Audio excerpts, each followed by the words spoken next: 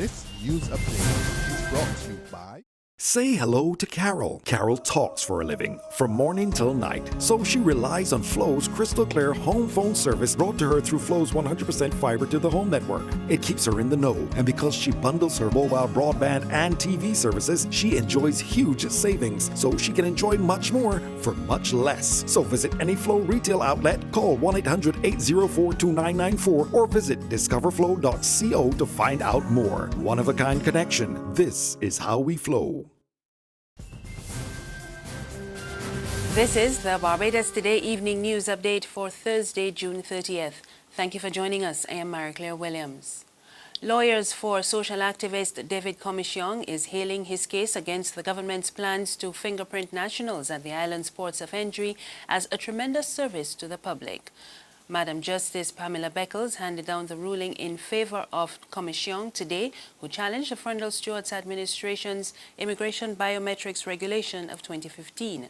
That was due to take effect on April 1st, but the move was delayed following much public outcry. The matter was heard in chambers today as the government side failed to file its defense in the stipulated 28 days. Commissiong spoke to reporters on the steps of the Supreme Court following the ruling. One of his lawyers, Edmund Hinkson, who is also an opposition Barbados Labour Party MP, lauded him for his position on the matter. Government ministers had said that we need to do this to bring into conformity Barbados with international treaties and international position. In fact, the chief immigration officer in their GIS release in February last year, informing the public that the fingerprinting will take place from 1st of April, said in that release that this would bring Barbados in conformity with international regulations. That is absolutely not true. If this had been allowed to pass, Barbados would have been the first country in the world that fingerprints its own citizens on ports of entry into the world. There's no other country that does that. Prohibiting them from returning to their own country. If they didn't consent to the fingerprinting. So that's not true. Police are seeking the public's assistance in locating missing 82-year-old Agnes Eudora Thompson of Joes River, St. Joseph. She was last seen at about 9:55 yesterday morning at home. Thompson is about 5 feet 9 inches tall, of stout build and a dark complexion. She has straight grey hair, a square face and smooth features. Thompson has a few missing front teeth and is full-breasted. At the time, she was wearing a blue house dress. Police say she suffers from dementia and frequents the Gags Hill, Horse Hill, St. Joseph areas. Anyone with information relating to the whereabouts of Agnes Eudora Thompson is asked to contact the police emergency number 211, the District F Police Station at 433-1540 or 433-2320, or to call the nearest police station. Close to 200 new jobs are to be created when the multi-million-dollar the Sands Barbados project is completed. Construction on the hotel, formerly Sandy Beach Hotel, started about 2 months ago, and it is being funded through the NCB Capital Market Barbados Limited, a subsidiary of the Jamaica-based NCB Capital Market Limited, to the tune of $10.5 million US. Chairman of the Mango Bay Group of Companies, Peter Odell, is one of the major principals behind the South Coast Beachfront Condominium facility. At Sands, we will have between 150 and 190 staff. That's a fact. Right now we have 176 people on site building. So it's going to be a good employer in this country. There's regional and international news after this short break. I love it. I love it. I give in your sweetness. Hey, it's your girl Azizi, the Barbados Today Crop Over Superstar 2015. The competition is even more exciting this year. There'll be 3 champions. The public will choose their junior, Soca Royale, and Pickety Crop champions. So here's how it works. Go to our Facebook page at www.facebook.com/Barbados Today to fill out your competition form. 2. Upload your video with your song to Barbados Today's Facebook page. 3. Make sure you invite all your friends and family to vote for you. The contestant with the most votes by the end of their competition will be crowned champion. I gave me a sweetness. I know you like sweetness. All of this is sweetness. Secure your future.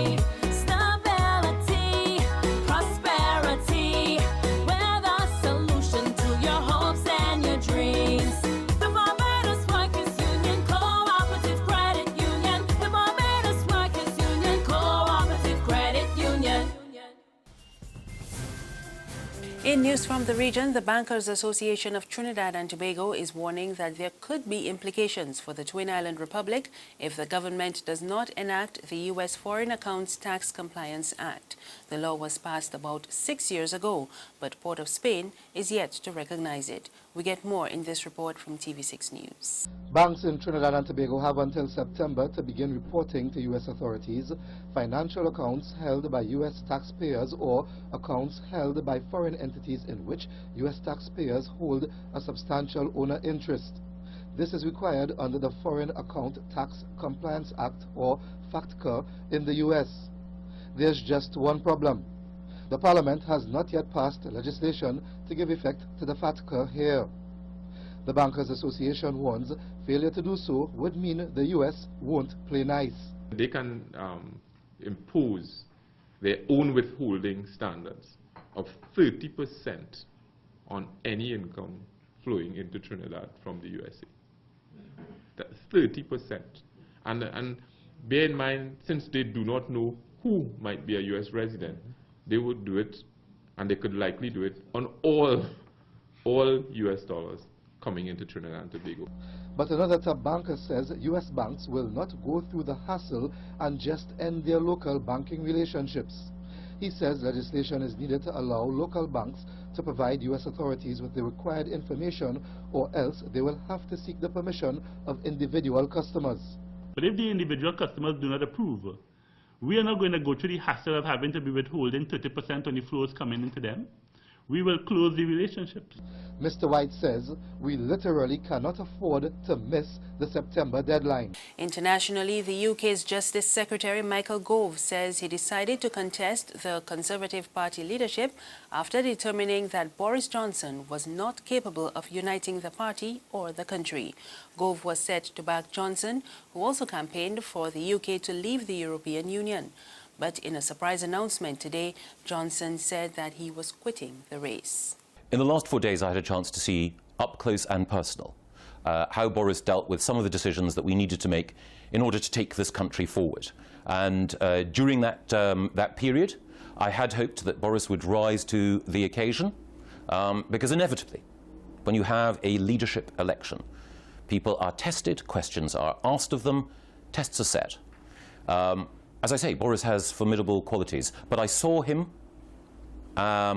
seek to meet and not pass those tests. And I also thought, ultimately, can I recommend to my friends that this person is right to be Prime Minister? There were many of my friends who were saying to me, Michael, we understand your reluctance to run, but we believe that you are better equipped. We believe that your experience in government, we believe your deeply held convictions, we believe that your vision for this country is right.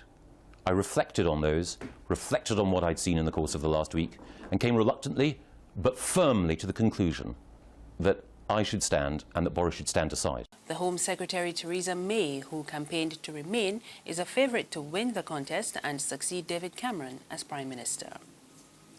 That's the news this evening. Remember, there's more on our website, www.barbadostoday.bb. You can also subscribe to our e-paper, email updates, and like us on Facebook. We're on Izumi Media in bus terminals and Screenplay at supermarkets and gas stations near you. Or you can tune into Channel 99 on Flow TV or Mix 96.9 FM for more news. I am Marie Claire Williams. Good evening.